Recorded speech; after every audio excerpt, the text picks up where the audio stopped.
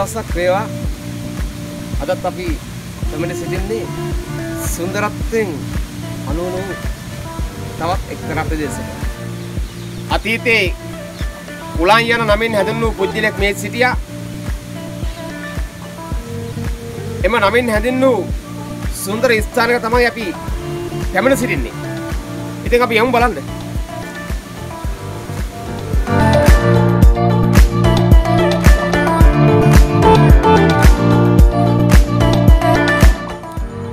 ඔබ දැකලා තියෙනවද ශ්‍රී ලංකාවේ වැව් වලින් ජලද ශාක වලින් සම්පූර්ණ වැසතින වැවක්.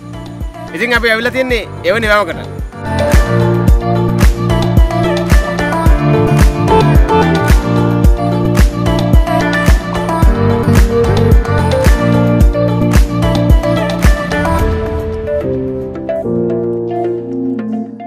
කුලන් නැමැති පුජ්‍යලයා මේ වැවට පිළිතුරුනා.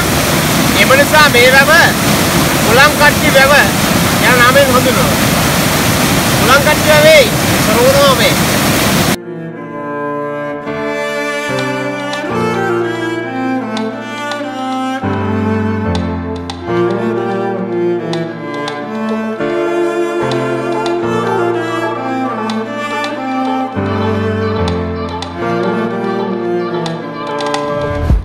වැවක සුන්දරත්වය මවාපෑමට අවශ්‍ය වන සාධකයක් තමයි කුඹුක් ගස්.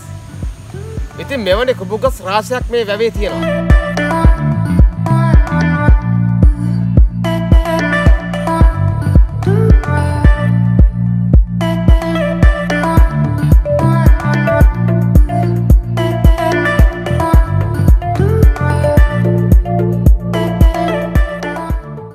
මේ වැවේ සුන්දරත්වයත් සමග අවර්තන පරිසරය රමණීය ප්‍රදේශයක්. ඉතින් අපි යම් පොඩ්ඩක් බලන්න.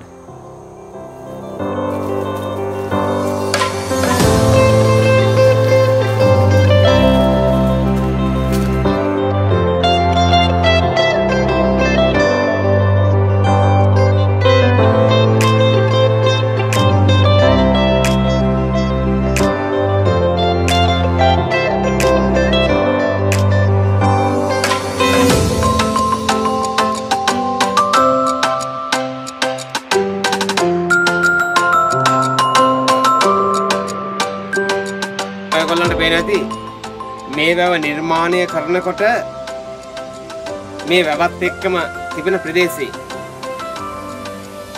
මුතුන් මිත්තන් ජීවත් වූ ප්‍රදේශයක් බවට ස්ථානයක් බවට අපිට හේතු සාධක තියෙනවා. ඉතින් මේ ගල් ගුහාවේ කටාරම් වලින් අපිට හේතුම වනවා අතීතයේ මුතුන් මිත්තන් මෙන් වාසය කරු බවට. වර්ෂා කාලයේදී මේ පර්වතයට ඇදහැරෙන ජලය ක්‍රමානුකූලව බැස යාමට තමයි මේ කටාරම් හදලා තියෙන්නේ.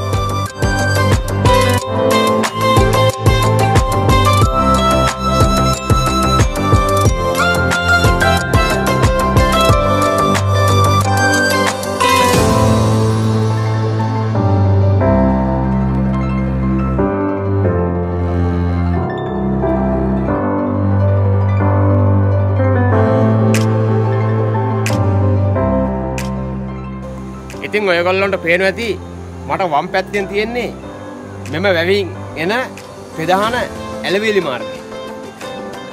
ඉතින් රමණීය පරිසර පද්ධතියක්.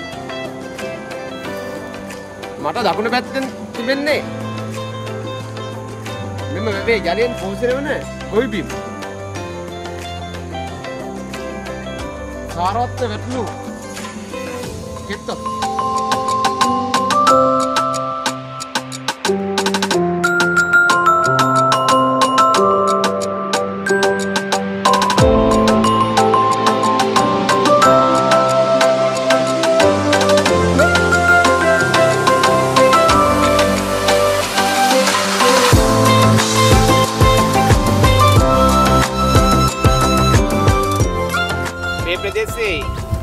ජනතාවගේ ප්‍රධාන ජීවනෝපාය ගොවිතැන. ඉතින් ඔයගොල්ලන්ට පේනවා ඇති සාරවත් වැඩුණු වී කරන්න.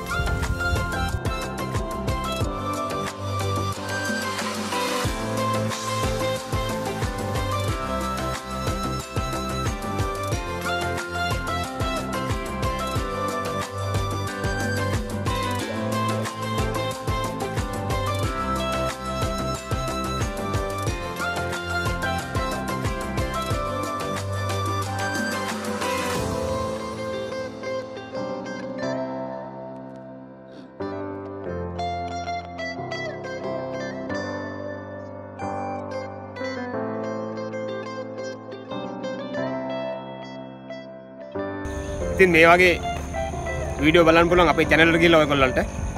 ඉතින් මතක තබා අපිට subscribe කරන්න.